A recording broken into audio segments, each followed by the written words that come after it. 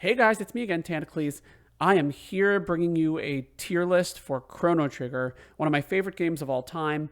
And it is a casual tier list, so I'm not going to be doing like a speedrunning tier list or anything like that. I just want to go over in casual play who I think the best characters are. Now, it's weird because it's a little bit weird because in Chrono Trigger, all of the characters are pretty good. You can honestly beat the game with all of them. So what this tier list is going to focus on is, number one, which characters are the best in a casual playthrough, just progressing through the story. Number two, which characters are the best for actually defeating Lavos. We're going to focus on both of those aspects of the characters because I want to really help a casual player who's trying to figure out what characters are going to be really easy to work with on their first playthrough get through it. Now, there are going to be some spoilers in this guide. I'm sorry that one of the spoilers is sort of already on the screen, but for the most part, I'm going to try to avoid spoilers. I can't really avoid spoilers completely in this video, but I'll do my best to at least avoid most plot spoilers. You'll be spoiled on a little bit if you watch this video, just especially based on which characters are actually playable. Sorry, guys. So if you don't want to hear about that, please quit this video now. However, if you want to get an idea of which characters are the best to play through, which characters will give you limitless utility when used with other characters, this is the tier list for you. So let's have a good time. Let me go over what my tiers are. So universal, the character is universally good. There's no reason to take them out of your party if you like using them. Of course, you should always use your favorites. Have a fun time playing the game. If for you, the best way to play the game is to play with the characters that you like, that's great. I'm totally for that.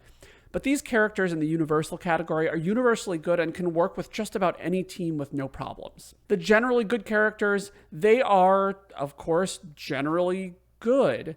They have some issues when you put them into teams with techs not being perfect, not having good synergy with other characters, but they're generally pretty great to use, and you're not going to have many problems clearing the game using them. The next tier is situationally bad. These are characters that have some flaws that really make them hard to use.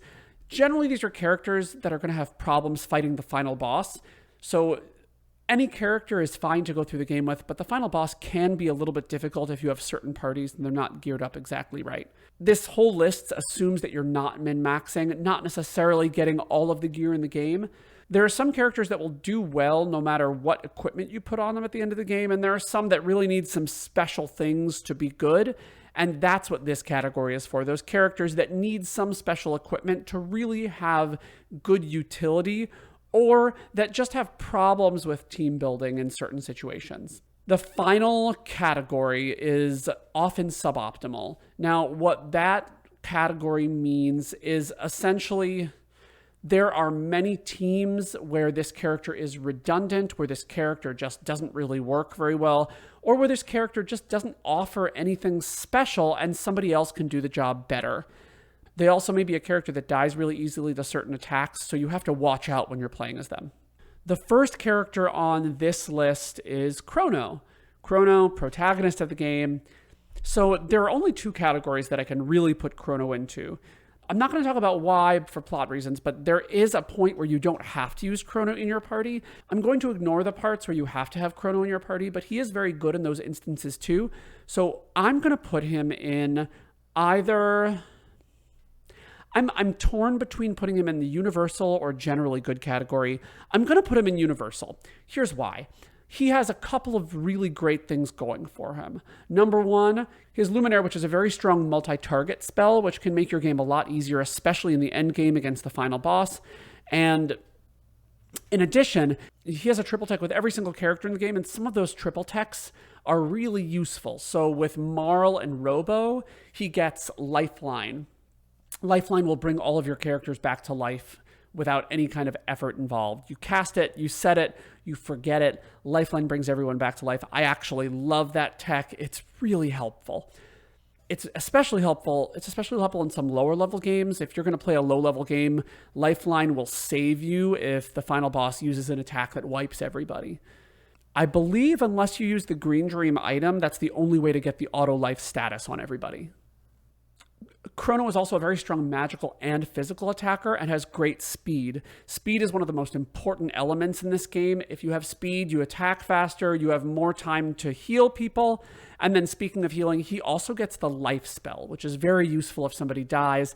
Granted, you don't necessarily need the life spell, but I found it very useful, especially in a casual playthrough when something might just wipe a party member and you want to get them back to life pretty quickly and not use an item. The second person on this tier list is Marl. I bet that a lot of you can guess where Marl is going to go on this tier list. She, for me, is definitely going to go into the often suboptimal category. Now, don't get me wrong.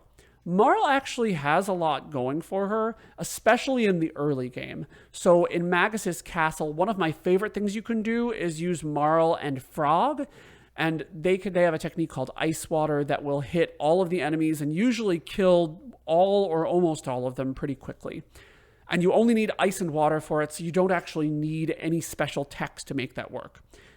The problem is that beyond having the ice spells, Marl has no offensive potential, and she has healing that is pretty redundant. Both Frog and Marl both learn Cure 2 in their arsenal, and so you don't really need Marl's Cure 2. She can learn Double Cure with Frog, but other characters can do that better and at a lower MP cost. So there's really no reason to use Marl just for her healing. You can get it elsewhere. The real thing that makes me put Marl in the lowest tier is the fight with the final boss.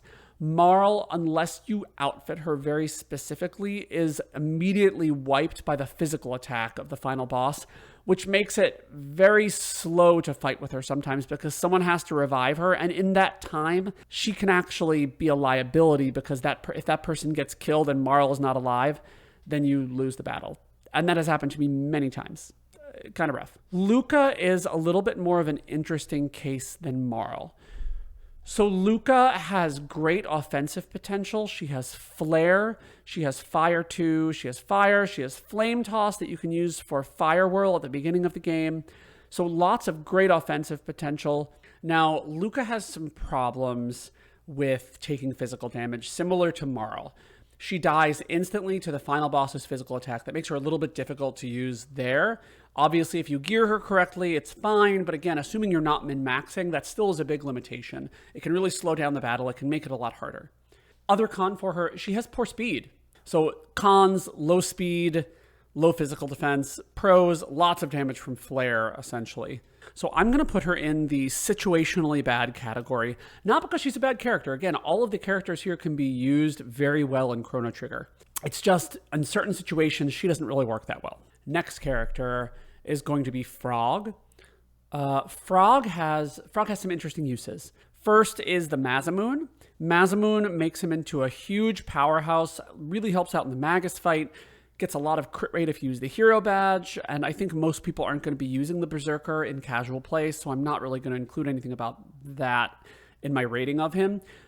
But hero badge means high crit rate, and he also has good healing, good water magic, although not the best water magic, along with some fantastic techs with Crono that are really helpful. I think Arc Impulse with Marl is also a pretty powerful tech that can help out a lot. Double Cure Heal status as well as all your HP.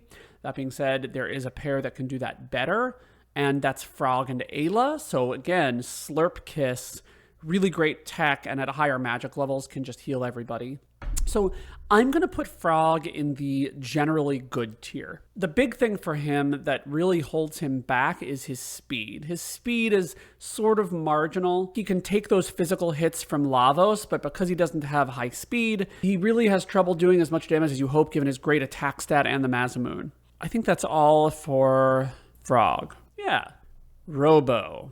Robo, I think, is a great character. So I'm going to say Robo's in the generally good category. Now, the reason for that is his magic defense is very lacking, so he's often one-shotted by a lot of strong magical attacks. That being said, his HP pool is very good, his strength pool is great, and then the final thing that really puts him in the generally good category instead of the universal category is his speed. Again, that can be corrected. He gets a ribbon later in the game that gives him more speed.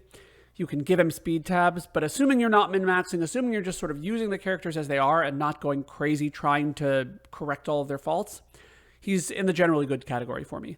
I don't think I can put him in Universal. Oh, I will say he's also great in the final boss battle because he can survive the final boss's physical attacks. Now it is Ayla. I have a funny feeling that everybody knows where Ayla is going to end up. There's no way that she ends up anywhere but in the Universal tier. First of all, in terms of raw power, she has one of the strongest attacks in the game, a very high critical hit rate. She has a great double tech with Crono actually a couple great double techs with Crono. She has Falcon Hit, which lets her hit everything on a line, and in terms of utility is one of the best things in the Mountain of Woe, fighting the boss there. And then she also has, with Crono, what's it called? It's the lightning... Oh god, I can't remember what it's called. It's the lightning cat bite. Lightning cat bite is like a very strong magical tech that she gets. It's cat bite and I think lightning 2? Lightning 1? Lightning 1. I think it's just lightning. That allows her to do a lot of lightning damage. Very helpful, especially against all of the reptites. In terms of her support, with Frog, she gets Slurp Kiss, which in my opinion is one of the best healing techs in the game. Heals everybody, heals status effects, very low MP cost, extremely useful. You know, at higher levels, she gets like the Gold Fist, which does 9999 damage if you do it right. Ayla has an extremely high HP pool. She has high speed. I think her speed is higher than Crono's. I'd have to look that up. I have to double check that. But I'm pretty sure her speed is higher than Crono's, or at least comparable to Crono's, which makes her extremely powerful, especially in the late game when you just want her to hit everything hard and fast. And it also means that she syncs well with Crono and can get off her double techs very easily with Crono. I also love for utility with Marl. She has Twin Charm, which lets her automatically steal an item. And of course, she has just the charm skill in general, which can let you, if you're going to min-max, again, this guide isn't about min-maxing, but it can let you optimize your party by getting speed tabs from things in... Her charm skill lets you get speed tabs from the Black Omen, which can help you optimize your other characters. Even in a casual run, that's very helpful.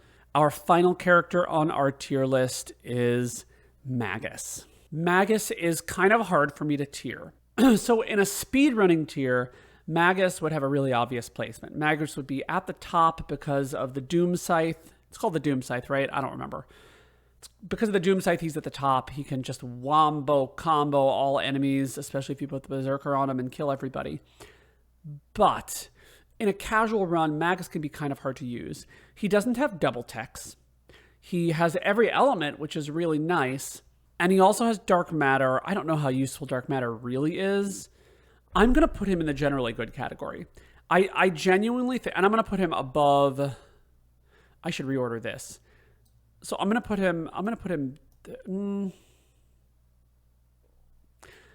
him below Frog. I think that Magus is an exceptional character, has a lot of strengths.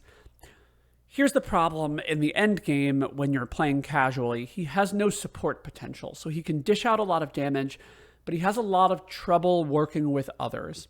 Strong physical attacker, strong magical attacker, but sometimes you do need that healing. Now, there are other characters that synergize well with him and can provide healing, but a character like Ayla, a character like Frog, they can provide that healing and provide offensive support. So they have a little bit more going for them, which is why I'm going to put Frog above him in this category.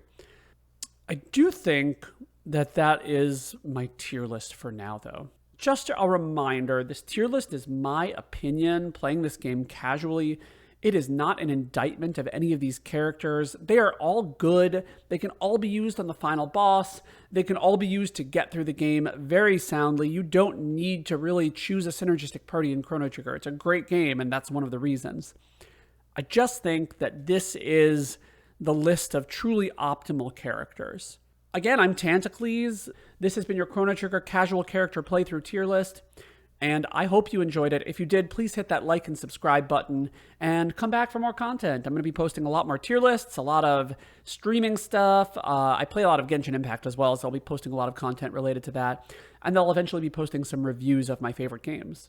So good to see ya, and come back, y'all. Bye-bye.